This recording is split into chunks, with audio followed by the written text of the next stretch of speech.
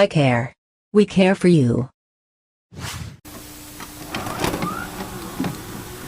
E aí, meus queridos players, Zik de novo na área hoje para falar de um dos maiores ícones da cultura pop dos anos 80, o clássico e único Robocop. Sejam muito bem-vindos a mais um Cine Cult. Então, let's rock!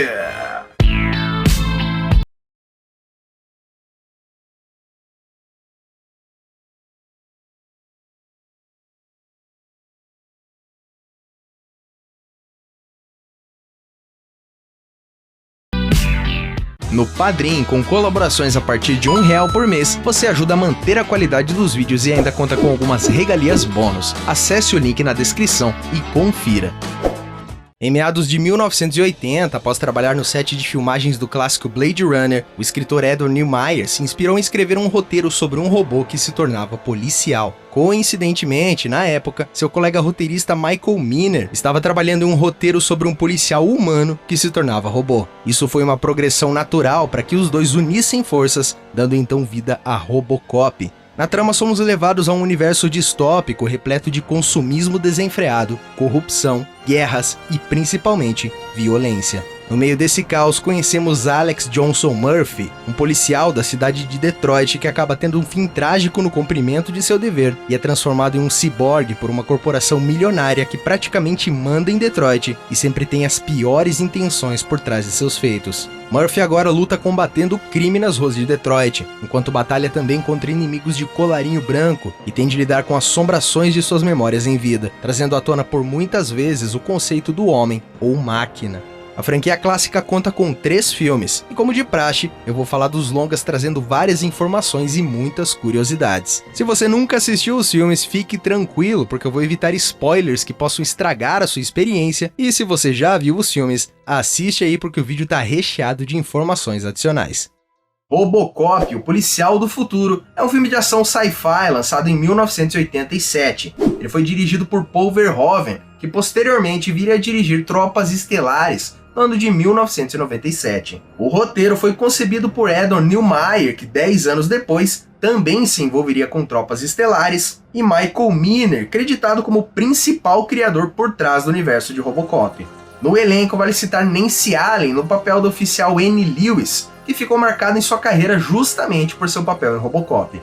E claro, Peter Weller no papel do oficial Alex Murphy, o responsável por dar vida ao icônico e marcante ciborgue Robocop.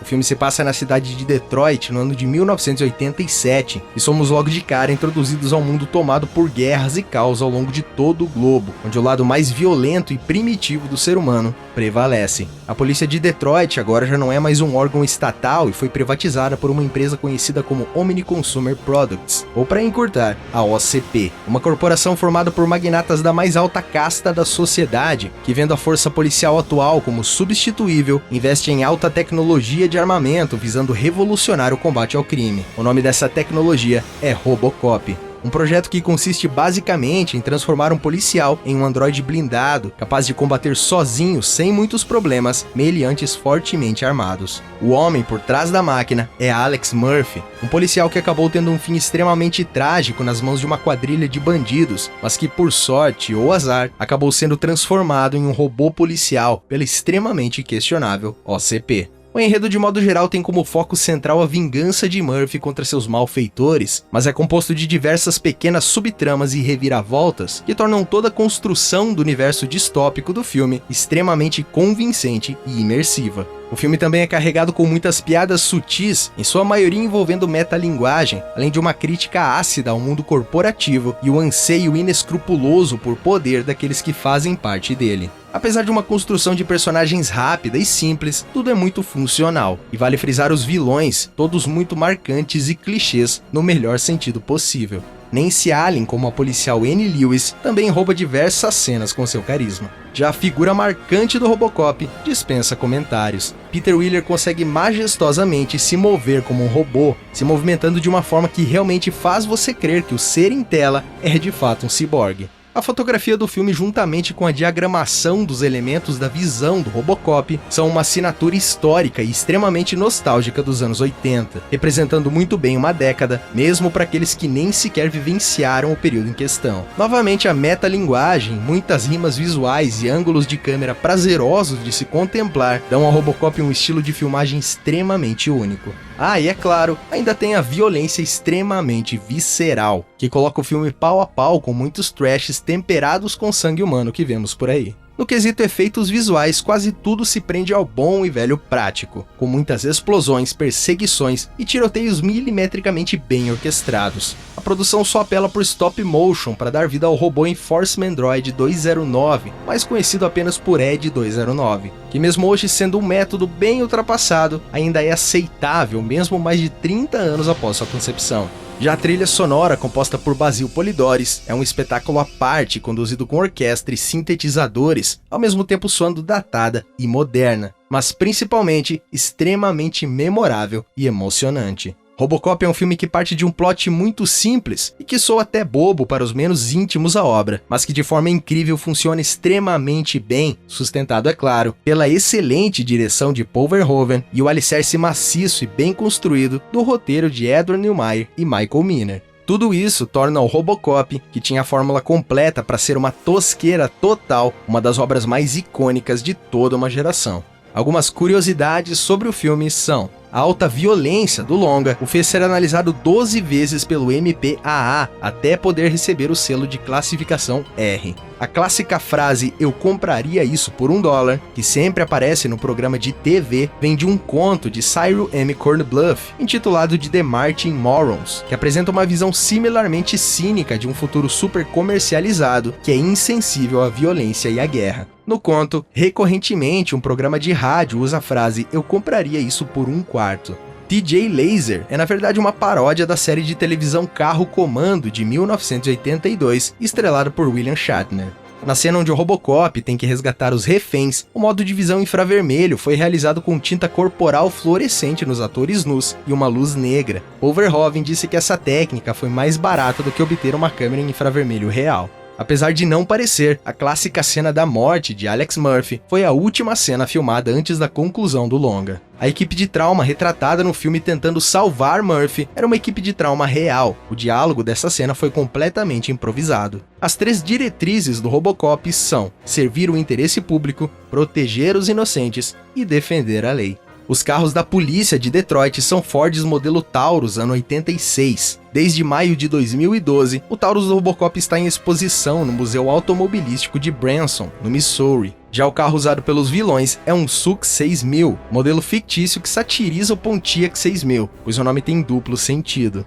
Os membros da gangue de Clarence Boddicker usam espingardas calibre 12, porém todas são distintas, cada uma sendo de um modelo ou possuindo uma variação. Quando o roteiro chegou nas mãos de Paul Verhoeven, ele o jogou fora após ler as primeiras páginas, convencido de que era apenas mais um filme de ação idiota. No entanto, sua esposa leu todo o script e o convenceu que a história estava repleta de elementos satíricos e alegóricos, o que fez Verhoeven finalmente aceitar dirigir o filme. Peter Wheeler disse que uma das cenas favoritas de toda a sua carreira foi a sequência do tráfico de drogas. No momento das filmagens, ele usava um Walkman e ouvia a música Red Rain de Peter Gabriel, enquanto trocava tiros com vários bandidos. No início das filmagens, Peter Wheeler permanecia no personagem entre as tomadas, respondendo apenas às instruções do Paul Verhoeven, que o chamava sempre de Robo. Porém, Verhoeven acabou achando isso tosco demais e a ideia foi abandonada depois de algumas semanas. Nancy Allen cortou o cabelo mais curto durante as filmagens, porque Paul Verhoeven queria dessexualizar sua personagem. Peter Wheeler e Nancy Allen fazem aniversário ambos em 24 de junho.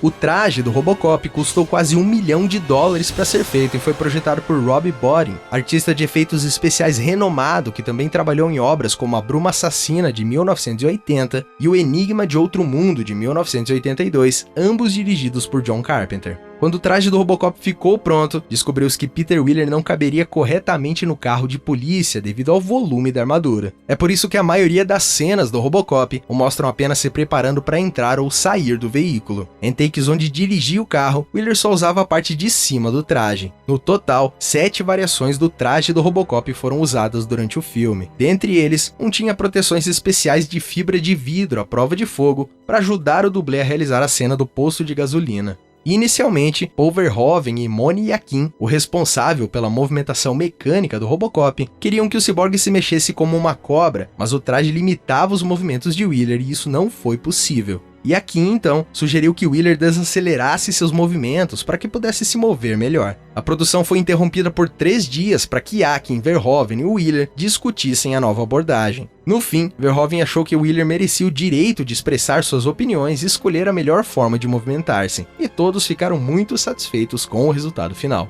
A Desert Eagle, presente na sala da diretoria da OCP, foi originalmente planejada para ser a arma do Robocop. Porém, quando deram a arma a Wheeler, eles notaram que até mesmo a volumosa Desert Eagle era pequena nas mãos do ciborgue. A arma do Robocop, referida no roteiro como uma Auto 9, se tornou então uma Beretta M93R modificada. O cano foi estendido e modificado para se assemelhar a um caixão, e a arma tem um seletor de modo de disparo selecionável, semi-automático e de 3 rajadas. O visual do Robocop teve leves inspirações no mangá japonês The Eight Man, de 1963, e no Metal Hero, o Tio Cage Gyaban, de 1982. Já o corpo do Ed 209 foi baseado no design de um helicóptero Bell, e sua aparência de modo geral tem como base os brinquedos de uma série animada chamada Robotech de 1985, que por sua vez foi baseada em um anime japonês dos anos 80. Já os grunhidos do Ed 209 são de um jaguar, e seus gritos são de um porco. A contagem de corpos do filme é de 34 mortos, incluindo Alex Murphy e o Ed 209.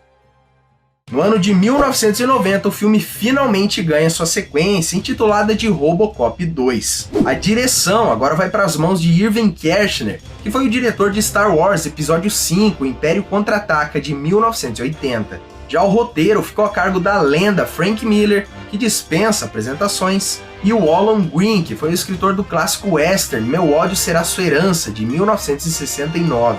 No elenco, Nancy Allen retorna reprisando seu papel como oficial Lewis, sempre esbanjando carisma e roubando algumas cenas. E Peter Wheeler mais uma vez reencarna o oficial Alex Murphy, novamente dando um toque de vida especial à figura icônica do Robocop.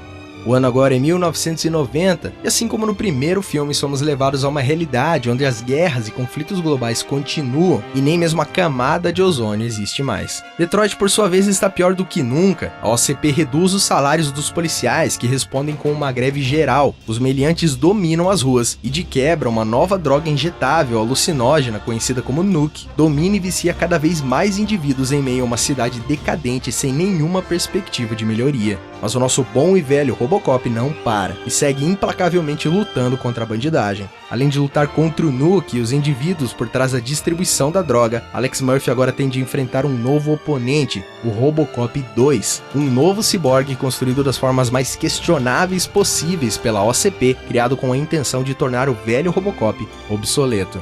Assim como no primeiro longa, o enredo parte de pontos simples, que vão tendo muitas reviravoltas ao longo da trama e que, novamente, tornam tudo extremamente imersivo. As piadas existentes aqui são mais pastelão, porém justificadas pelas reviravoltas no enredo, mas principalmente funcionais. A crítica ao mundo corporativo novamente está presente, além da velha abordagem sobre combater a violência com o uso de violência, por momentos tendo pacifistas questionando por que ao invés de usar armas, o Robocop não fala, por exemplo, de questões ambientais. It's time to update the program, and I would like to hear from each one of you. All that destructive behavior. If he'd just talk things out with people instead of firing that big gun of his. For all the shooting he does, I've never once seen him take the time to do anything nice.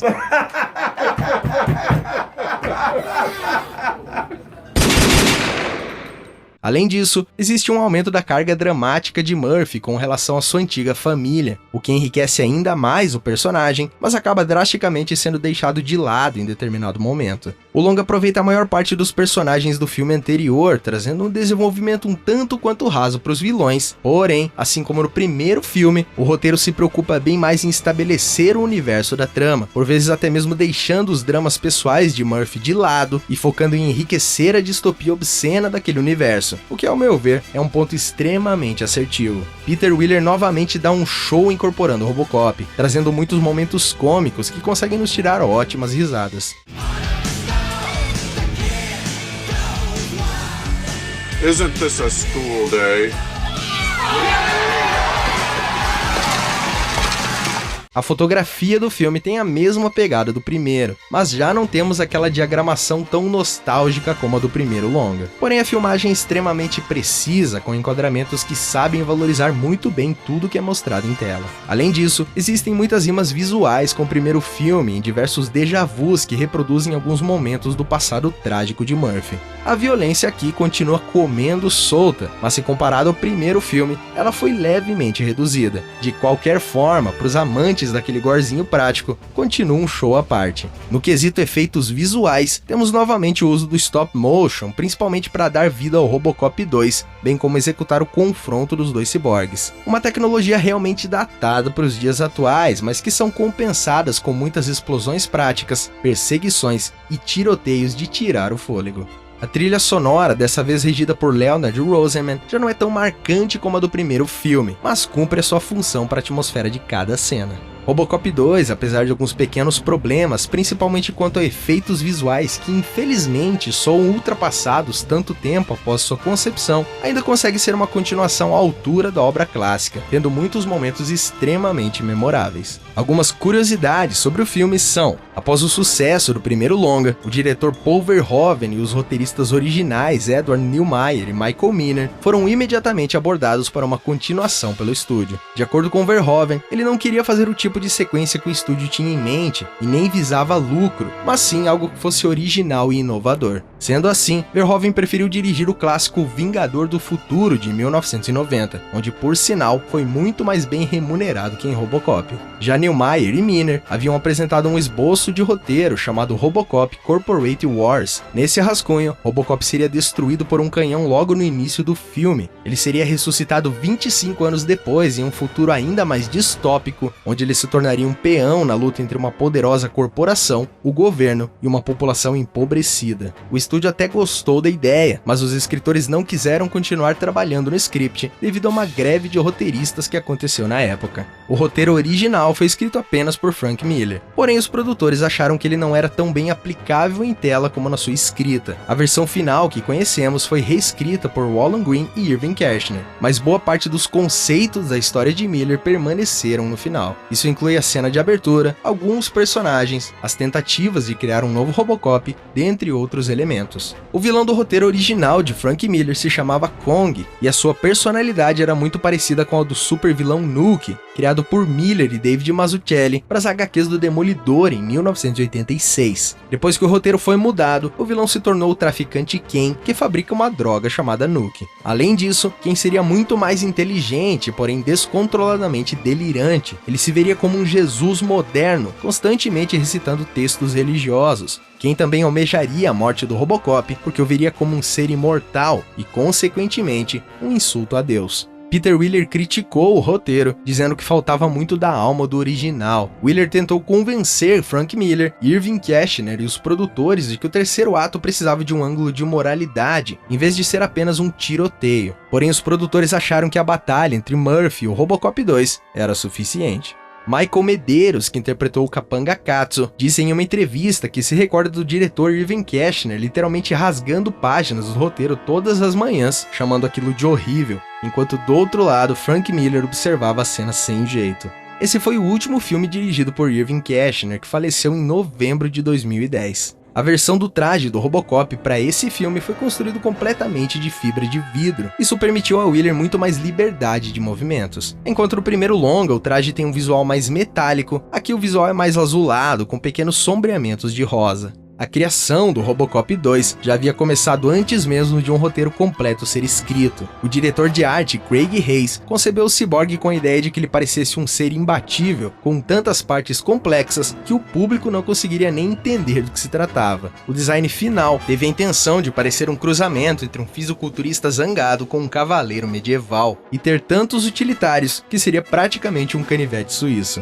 Modelos de stop motion em miniatura do Robocop 2 foram usados para a maioria das cenas do Cyborg. 8 equipes de miniatura tiveram que trabalhar contra o relógio para cumprir o cronograma apertado da produção. Para closes, uma cabeça e um torso em tamanho real foram construídos, pesando quase 400 quilos. Eles eram operados com cabos presos às áreas que precisavam se mover, tudo isso controlado por operadores vestidos de preto para não aparecerem na tela. A história envolvendo o policial corrupto Duff inicialmente seria muito mais longa, incluindo cenas explícitas da tortura e da morte do policial, além de cenas onde outros policiais encontrariam suas partes do corpo decepadas. Mas temendo uma classificação X, os produtores resolveram deixar a cena mais leve e curta. A cena do tiroteio no laboratório do Nuke é na realidade uma cervejaria da Budweiser. Na cena em questão, o Robocop acerta um tiro em um franco-atirador no olho, com o projétil passando pelo escopo da arma do atirador. Isso é baseado nas façanhas reais do atirador Carlos Hitchcock, que serviu à Marinha dos Estados Unidos na Guerra do Vietnã, possuindo um recorde de 93 mortes confirmadas. As bandeiras da OCP que aparecem em todo o filme são referências às bandeiras nazistas, com o logotipo da OCP ao invés da suástica. Quando o Robocop examina o covil de Ken em sua coleção de arte, dentre os artefatos é mostrado o corpo ressecado de Elvis Presley. Frank Miller faz uma ponta no filme como o químico que desenvolveu a droga Nuke para Ken. Já Irving Kershner aparece na cena em que a Dra. Fax está revendo os arquivos dos presos no corredor da morte no computador. A primeira imagem mostrada é a de Kershner. A contagem de corpos do filme é de 67 mortos, incluindo as vítimas de vilões como Ken. No filme, além de violenta, a cidade de Detroit é retratada como carente de recursos, tendo uma dívida de mais de 37 milhões de dólares com a OCP, que acaba privatizando a cidade toda. Como a vida imitando a arte, a cidade de Detroit declarou falência em julho de 2013 com uma dívida estimada de 20 bilhões de dólares. Além disso, em 2006, Detroit ficou em primeiro lugar, com a maior taxa de homicídios dentre as 60 maiores cidades estadunidenses. No ano de 1993 veio o Robocop 3, dessa vez sendo escrito e dirigido por Fred Dekker, que foi o co-roteirista do recente O Predador de 2018. Como co-roteirista temos o retorno da lenda Frank Miller, que nesse roteiro em questão não foi tão lenda assim. No elenco, Nancy Allen interpreta novamente o oficial Lewis, porém dessa vez sendo bem mal aproveitada. Já Peter Wheeler, infelizmente, é substituído por Robert Burke, que agora passa a dar vida ao icônico Robocop. Novamente, a situação do mundo, bem como de Detroit, piorou. A OCP foi comprada por uma indústria japonesa chamada Kanemitsu, que agora tem total controle privado não apenas da polícia, mas da cidade de Detroit inteira. Com o intuito de transformar Detroit em Delta City, uma cidade repleta de prédios corporativos e moradias de luxo, a Kanemitsu envia uma força militar, conhecida como Urban Rehab, com o objetivo de evacuar as áreas populacionadas da cidade, deixando muitos cidadãos carentes sem lar. Em meio a isso tudo, a alta onda de crimes prevalece e o nosso querido Robocop continua a agir buscando manter a lei e a ordem. Porém, em dado momento, uma resistência contra a Urban Rehab é criada, o que faz o Robocop acabar se tornando um rebelde e inimigo do Estado. De quebra, ainda, a Kanemitsu envia um androide conhecido como Otomo para dar cabo do Robocop e poder prosseguir com seus planos de construção de Delta City. A fórmula usada para o roteiro dos dois primeiros filmes tenta ser repetida aqui, porém peca em muitos exageros e tentativas de criar novos elementos narrativos que acabam sendo pela culatra, como a própria Kanemitsu e o androide Otomo, que é extremamente sem carisma e não causa impacto nenhum ao espectador. Fora isso, as piadas são extremamente sem graça e de péssimo gosto. E em momentos que você acaba se interessando pelo enredo, uma nova piada cretina é executada, acabando com toda a sua empolgação instantaneamente. De quebra, enquanto os dois primeiros longas criticavam o mundo corporativo, o pacifismo cego e o capitalismo desenfreado de forma extremamente inteligente e assertiva, Frank Miller e Fred Dekker aqui, por muitos momentos parecem não entenderem a diferença gritante entre nazismo e capitalismo. Apesar de tantos problemas, de algum modo a trama ainda consegue te prender até o fim. E tem alguns momentos e ideias interessantes, como mostrar o respeito que o Departamento de Polícia de Detroit tem pela figura do Robocop. Já Robert Burke, como Robocop, consegue se sair bem emulando os movimentos robóticos de Peter Wheeler, mas mesmo assim parece que falta alguma coisa ali. A fotografia do filme é uma coisa bem híbrida, trazendo aquele tom extremamente industrializado dos anos 90, sem nenhum momento marcante quanto a ângulos de câmera ou cenas de ação. A violência também foi reduzida drasticamente. Da trilogia, Robocop 3 é o que tem menos groselhas correndo no monitor. Ademais, o uso do stop motion retorna, um pouco mais polido que nos filmes anteriores, mas de contrapartida não temos nenhum efeito prático muito memorável. A trilha sonora reutiliza os temas clássicos compostos por Basil Polidori para o filme original de 87, mas a quantidade exorbitante de erros e decisões narrativas acabam tornando até mesmo a trilha sonora mal aproveitada. Robocop 3 infelizmente sofre com aquela maldição de o terceiro filme sempre ser o pior de uma franquia, e acaba fechando de forma, digamos que indigna, uma saga que conseguiu se tornar extremamente marcante e carismática para toda uma geração. Algumas curiosidades sobre o filme são: o longa foi filmado em 1991, mas não foi lançado até o final de 1993 devido à falência da produtora Orion. Esse foi o primeiro filme Robocop a ser classificado como PEG-13. Os filmes anteriores foram classificados como R. Como Robocop 2 teve um rendimento bem menor que o primeiro filme, o orçamento do longa foi significativamente reduzido. Os trajes do Robocop foram todos reaproveitados de Robocop 2, porém a maioria deles estava bem avariado e tiveram de ser revitalizados por Rob Bottin, que foi capaz de consertá-los, mas o reparo adicionava de 4 a 6 quilos a mais nos trajes que já eram bem pesados. Como Peter Wheeler não pôde reprisar o papel de Murphy, um novo ator precisava ser escalado para se encaixar nos ternos já feitos. A agência de elenco conseguiu encontrar apenas 2 atores que se encaixavam nas medidas do traje, e Robert John Burke foi escalado porque tinha o melhor ajuste além de ter treinado mímica, o que o ajudou a executar os movimentos robóticos com mais facilidade. Ao contrário da crença popular, Peter Wheeler estava interessado em reprisar o papel como Murphy no filme, e inclusive visitou pessoalmente o diretor Fred Decker. Eles passaram uma boa meia hora conversando, onde Wheeler explicou seu conflito de agenda por ter sido escalado para Mistérios e Paixões de 1991 de David Cronenberg. Decker ficou muito impressionado e se sente honrado até hoje pelo fato de que Wheeler foi falar com ele sobre suas intenções. Fred Decker se diz satisfeito com o resultado do filme, colocando a maior parte dos problemas na conta do estúdio, como o baixo orçamento para a produção. Seu maior arrependimento foi ter atenuado a ação, o cinismo e a violência a pedido do estúdio, que na época queria dirigir o filme para um público mais jovem. A delegacia de polícia nesse filme, na verdade, era o escritório principal da Coca-Cola, localizado em Atlanta. Shane Black, que foi o Hawkins no clássico Predador de 1987, faz uma ponta no filme como o personagem Donnelly. A cena em que Nico é tirada de seus pais pela Urban Rehab é uma homenagem ao filme Império do Sol de 1987, dirigido por Steven Spielberg. O androide samurai Otomo é uma referência ao quadrinho Ronin, criado por Frank Miller em 1983. A trama fala sobre um samurai sem mestre, cujo espírito é reanimado com biotecnologia futurista. O diretor Fred Decker escolheu Bruce Locke para interpretar Otomo porque achava que ele parecia uma figura de ação japonesa. O visual do Robocop nesse filme é mais parecido com o Robocop original de Paul Verhoeven, porque Fred Decker odiava o visual do personagem em Robocop 2. A cena em que Robocop passa por uma reconstrução facial depois de ter sido gravemente ferido por queimaduras foi um truque de roteiro para explicar por que o Robocop não se parecia mais com Wheeler em suas cenas sem seu capacete. No final do filme, o personagem McDaggart insulta o Robocop, o chamando de Tin Man, uma referência ao Homem de Lata Tin Man visto em O Mágico de Oz de 1939. Tin Man também é uma gíria do Texas para policial. A contagem de corpos do filme é de 49 mortos.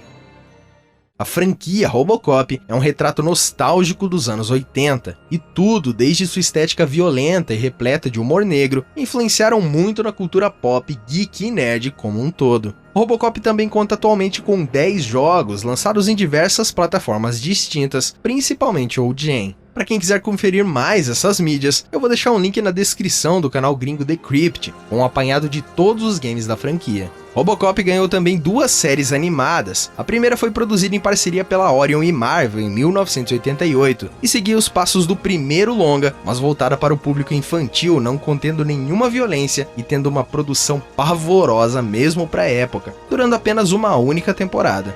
Posteriormente, uma nova animação foi criada em 94, agora pela Orion e MGM, intitulada de Robocop Alpha Commando. Ela trazia exatamente o mesmo personagem, adormecido por anos, retornando ativa no ano de 2030 para combater o crime de uma Detroit ainda mais futurista. Novamente, a série teve apenas uma temporada.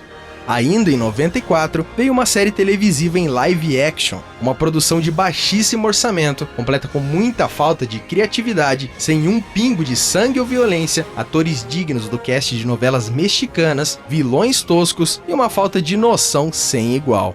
Muito bem, a situação é esta. Vocês me chamaram. Azar o dele. O maluco é brabo. E para fechar com chave de cocô, em 2001 novamente uma série em live action foi produzida, reunindo o mesmo elenco e produção, intitulada de Robocop Prime Directives. A série foi dividida em 4 episódios de 1h30 cada, um mais sofrível que o outro, e trazendo as piores ideias possíveis, como por exemplo um novo Robocop para ajudar Murphy. Robocop também possui um universo expandido nas HQs desde 1990, lançado sob os selos Marvel, Dark Horse, Avatar Press e Boom Comics, contando com 18 títulos que adaptam e expandem o universo dos filmes ou ainda mostram realidades alternativas, somando mais de 90 edições, tendo uma vasta participação de Frank Miller como roteirista nas histórias. Fora isso, temos 2 crossovers com O Exterminador do Futuro, um de 1992 em 4 edições pela Dark Horse e um de 2011 em 4 edições, publicado pela Dynamite. E se você, assim como eu, é um amante de action figures, existem inúmeros colecionáveis do Robocop, com algumas versões fabricadas pela NECA, McFarlane, Play Art Sky, Hot Toys e Sideshow. E se você quiser saber mais sobre o universo do cinema com várias curiosidades, não deixe de conferir a playlist Cine Cult, que já conta com diversos clássicos como Alien, Predador, Exterminador do Futuro e diversas obras que marcaram os anos 80 e 90. O link vai estar aqui na descrição e no card na tela. Enfim, chegamos ao fim de mais um vídeo. Não esquece daquele like maroto, compartilhar o vídeo para ajudar na divulgação e seguir o Wikiplay Cine nas redes sociais para uma interação maior e direta com o canal. Para você que é novo aqui, seja muito bem-vindo e muito obrigado a você que assistiu até aqui de coração mesmo. Um grande abraço a todos e até daqui a pouco. Keep a rockin'!